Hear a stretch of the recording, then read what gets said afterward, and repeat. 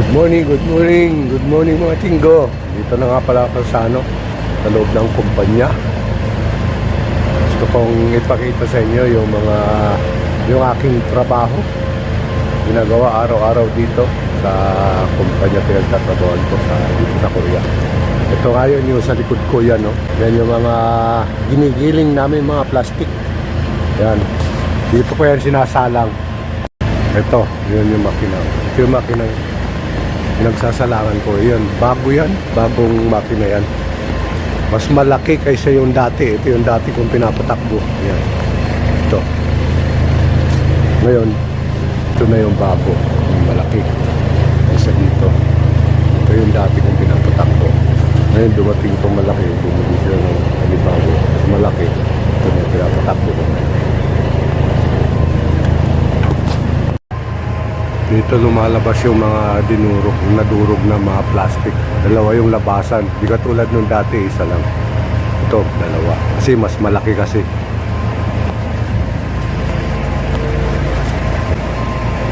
Sa loob ng isang araw, pag ako lang mag-isa, 20 ang nagagawa ko. 20, minsan 18, ganun. Pag dalawa kami, maabot ng 25, 24, ganun. Yan. Dito nga pala yung sinasalang, oh. So, takbo dyan, oh. Sa tubig na yan. Tapos doon sa kabila. Ito nga pala yung lalabas ito. Finished product na to. Yan. Tapos dadalhin na yan sa pagawaan. Tutunawin uli. Gagawing pellet plastic ulit.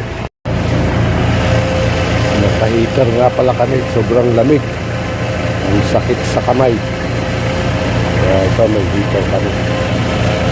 Magsasalang na ako ng isang tali.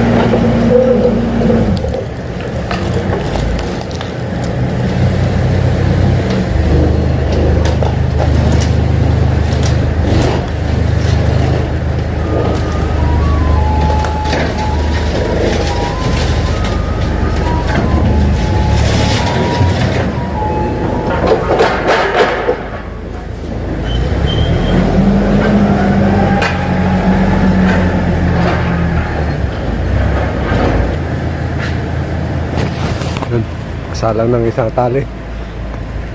Paandar rin ko na yung makina.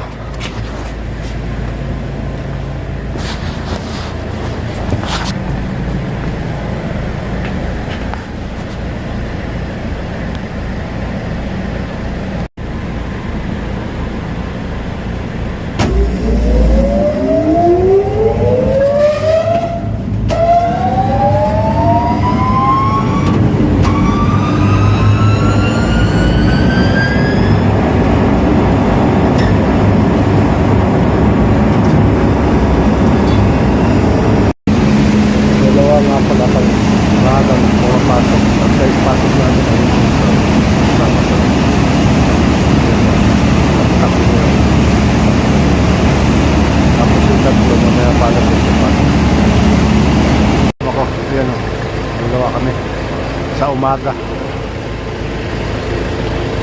alas 6 ang pasok naming dalawa. Dito nga pala sinasalang yung aking mga ginawa. Ayan o, tingnan nyo, papunta roon sa dulo. Lalabas yan doon sa may sako.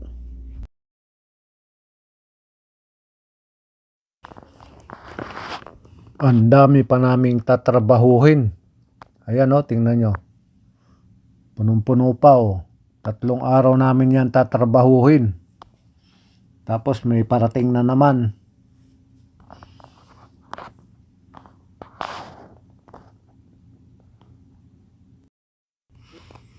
Umpisa na ng trabaho. Ngayong alas 6, ako pa lang mag-isa. Mamayang alas 8, darating na yung kasama ko. Maging dalawa na kami.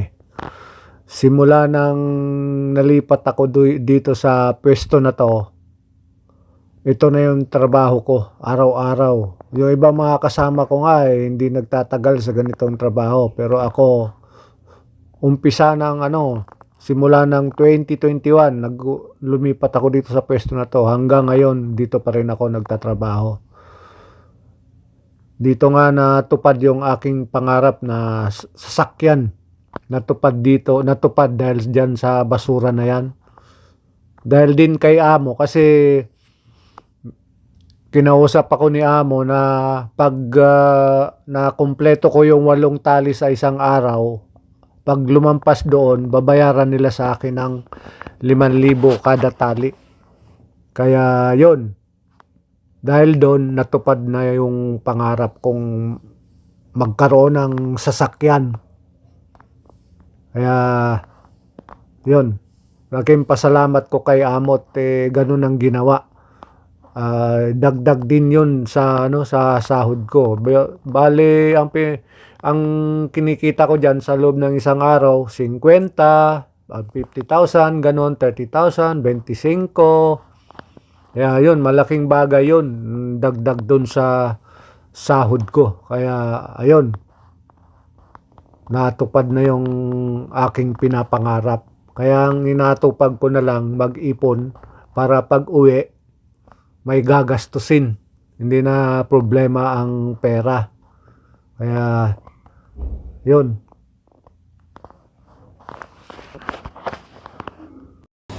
Yun, tapos na isang araw. Bali 23 ang nagawa namin ngayong araw. Dalawa kami, 23. Yan, okay na yun. At paano may kita naman. Mayroon akong kita dyan, 50,000. 50,000. 50,000. Oo. Okay na siya. Kiyat na. Hindi na masama yun. Kita na yun.